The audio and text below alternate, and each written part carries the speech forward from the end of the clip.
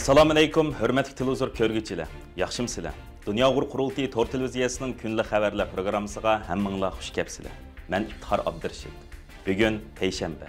Hurmatli ko'ruvchilar, tövəndə diqqətinizlər kunlik xabarlar programmamızın təfsilatında bo'lsin. Dunyo Uyg'ur qurultiyi boshchiligidagi 21 tashkilotning sohibxonligi bilan 20 dan ortiq davlat va rayonlarda faoliyat qilayotgan 50 dan ortiq Uyg'ur tashkilotining asosli mas'ullari, siyosiy aktivlar, lager şahitleri, yaş faaliyetçiler, ziyaliler, dini zatlar ve şundaqla Şərq Türkistan xalqının təqdiriga və vəziyyətiga köngül bölüdüğən 150-dən artıq iştirakçının qatnışışıda Germaniyanın Münxen şəhərində ötküzülgən 3-cü növbətlik Şərq Türkistan Milli Kengişi və Uyğur Yaşları Kengişi gün tərtibdəki barlıq vəzifələrini muvaffəqiyyətli tamamlab qəlbilik axırlaşdı.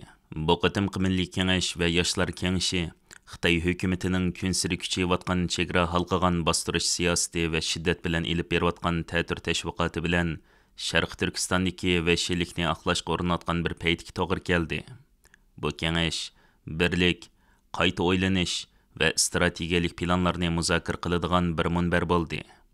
Kengash vakillari Xitoyning chegara halqıgan bastırış siyasəti, Xitoyni xalqaro qonunlar bo'yicha javobgarlikka tortish, ichki va tashqi xiristlar, Uyghur muhacirlar meselesi, Uyghur mecburi emgiki ve Uyghur milli hareket üçün siyasi fursatlar, vatanimiz ve xalqimizning beshidagi bu facialarni unumlik hal qilishning siyosiy va qonuniy tadbirlari qatorliq bir yurish ta'xirsiz masalalar haqida fikrlashdi va o'rtaq nuqtalarda birlashdi.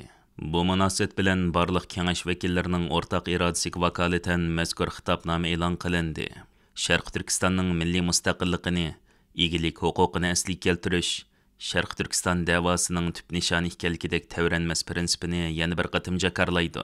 Biz şunu agahlandırırız ki, Xitayning Şərq Türkistandakı qanunsuz işğalının Şərq Türkistan xalqının milli mövcudluğunu tamamen yo'q qilishni maqsad qilgan sistemalik, yurishləşkən şəkildəki müstəmlikləşdiriş siyasəti, növbətdə davam qılıbatqan Uyghur, Qazaq qatarlıq Şərq Türkistanның əsli egilirge qartılğan irqi qırğınçılıqı və hər türlü qəbih cinayi qılmışlarının yetməkçi bolğan nişanının dəl Şərq Türkistanni və xalqını munqarizləşdiriş və müstəmlikləşdiriş basqıçını tamamlaş arqılıq Şərq Türkistanның tamamen Xitaylışışını işqa aşırışdan ibarətdir. BDT'nin irqi qırğınçılıqның aldın eliş və cazalaş əhdinamisi Hər qaysı dövlətlərini irqi qırğınçılıq yüz beriş ehtimallıqı bolğan ağır xətarının mövcudluğunu his qılğan yoki bilgən paytda dərhal hərəkət qollanıb aldın eliş məcburiyyəti barlığını əskertidi. İrqi qırğınçılıq əhdinaməsiga imza qoyğan dövlətlərinin irqi qırğınçılıqni to'xtatish məcburiyyətini ado qilish yo'lida aktiv hərəkət qılmayotqanlığını, əksicə irqi qırğınçılıqni e'tirof qilishdan o'zini tortiyotqanlığını, bu sebepten dövlətlər Şərq Türkistandakı irqi qırğınçılıqqa qarta o'xshash shaklda parvosiz muomala qilayotganligiga bo'lgan cho'nqur andishlarimizni bildiramiz. Biz yana shuni alohida ogohlantiramizki, dunyodagi davlatlarning bu xil parvosiz pozitsiyasi Xitoy hukumatini taxim jasoratlantirib, Uyg'urlarga qaratgan irqi qirg'inchilikni o'z ichiga olgan vahshiy jinoyatlarni taxim ziyoda davom qildirishga yo'l ochmoqda. Biz shuni ta'kidlaymizki, Yevropa parlamentining va boshqa 10 davlatning parlamentlari Şərq Türkistanda yüz beriyotgan vəhşiyane jinoyatlarni irqi qirg'inchilik va irqi qirg'inchilik xavfi yoki insoniyat qarshi jinoyat deb rasmiy qabul qildi. Biz shuningdan to'liq afsuslanamizki, Amerikadan boshqa davlat va hukumatlar o'z parlamentlarining qarori va xohishiga pisand qilmay sukut qilib kelmoqda. Biz yana shuni ta'kidlaymizki, dunyodagi davlatlarning Uyg'ur irqi qirg'inchilik to'g'risidagi pozitsiyasini 2021 9 dekabrda Jeffrey Nice əfəndim rəhbərlikidəki Uyğur Sot Kollegiyasının hökmünü öz içigə alğan barlıq mövcud əhvallarını nəzərdə tutqan asasda qaytadan közdən keçirib çıxışı tolumu mühim. Şunu inkar qilishqa bolmaydı ki, tinch yo'l orqali Şərq Türkistandakı tragediyalarning hal qilinishi, Şərq Türkistan xalqining ata-miros o'z tuprog'idagi egilik huquqlariga erishishdagi eng asosiy g'oyasidir. Bu ham Uyg'urlarning milliy mavjudiyati va O'rta Osiyoda uzun muddat tinchlik barpo qilishning zarur sharti. Shuni eslatib o'tamizki, Birleşken Devletler Teşkilatı Umumiy Kengashining 1961 yili 27 noyabrda ma'qullagan 1654 16 nomerli qarorda mustamlikchilikka xotim berishning muhimligi va buning ijro qilish jarayonlarini nazorat qilish va bu haqda doklad tayyorlash uchun maxsus bir komitet qurishning muhim ekanligini ta'kidlagan edi. Natijada 80dan ortiq mustamlika qilingan davlatlar mustaqillikka erishgan edi.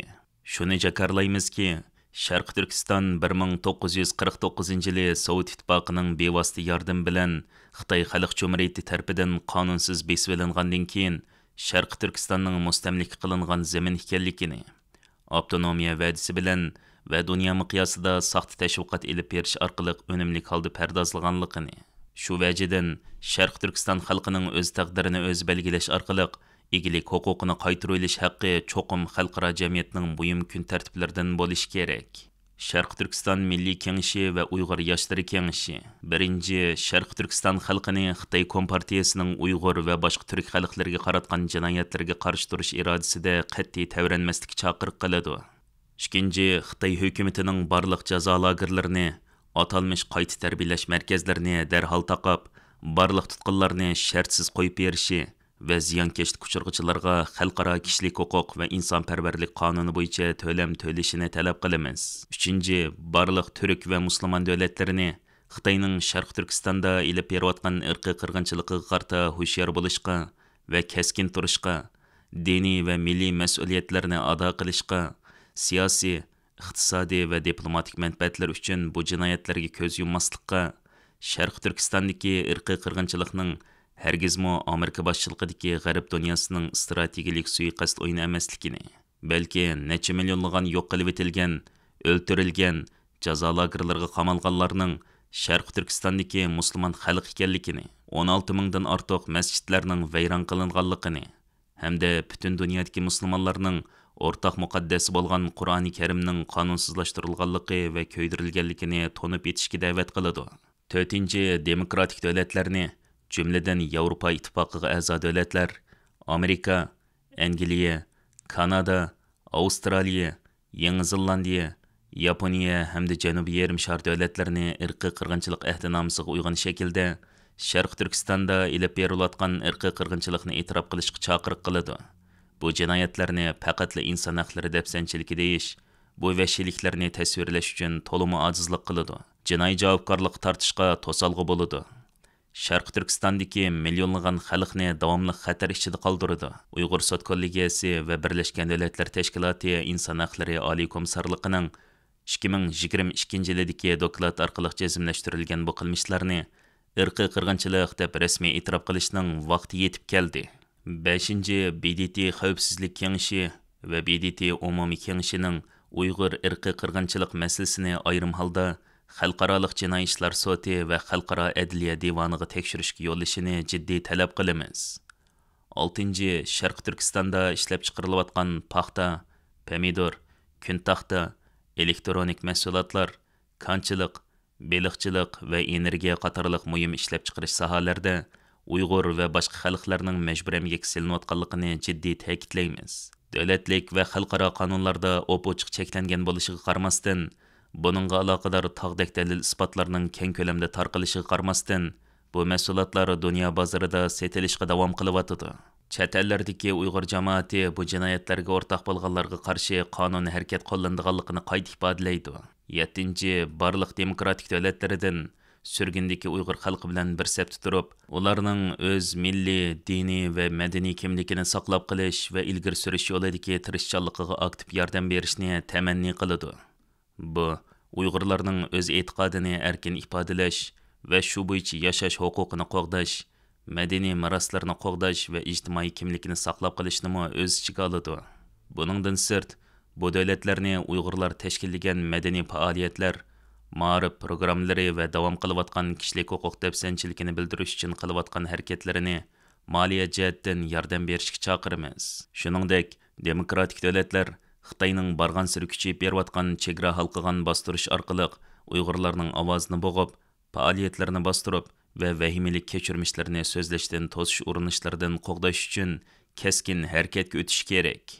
Bu davlatlar Xitoy zulmining chet ellarga ta'sir qilishiga qat'iy qarshi turib, Uyg'ur jamoatining ta'qiblash, tahdid silish va majburlashdan xoli bo'lishiga kafolatlik qilishi lozim. 8. va eng oxirgisi, barliq Sharq Turkiston xalqini Sharq Turkistonning manfaatlarini qo'g'dashga va hur, mustaqil Sharq Turkiston davlat qurish yo'lidagi kurashda ittifoqlashishga chaqiramiz. Hurmatli ko'ruvchilar, yuqorida diqqatingizga kunlik xabarlar programmamizning tafsilotini sundik. Kelar qatimliq sonimizgacha ko'rishgacha omon bo'lgaysizlar. Stansimizning YouTube kanaliga a'zo bo'lishni unutmang. Xayr xo'sh.